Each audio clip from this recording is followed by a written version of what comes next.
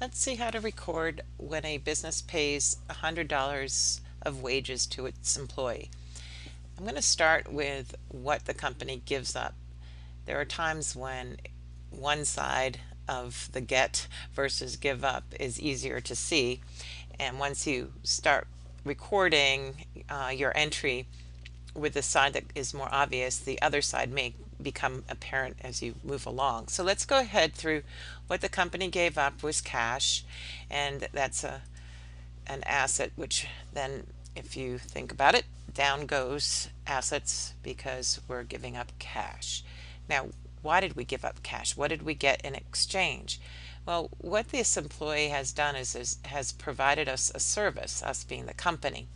So what you're getting is a service. When you get a service, they call that an expense, and it's called wages expense, though the adjective in front of the expense can vary. If this was salaries, you might call it salary expense. Some companies generically call it payroll expense. So again, the account titles may vary, but you'll be given guidance throughout the course as to what account titles to use.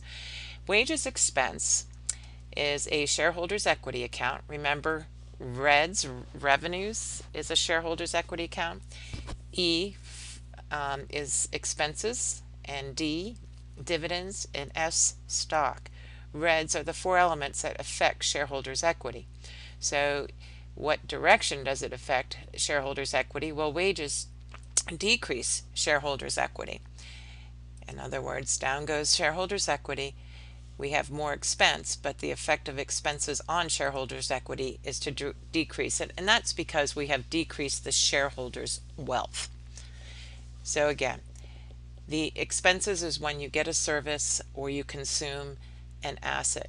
That makes shareholders equity go down, but these expenses are incurred in the same period that they help us to generate revenues, and the hope is that you generate more revenues than you incur in expenses.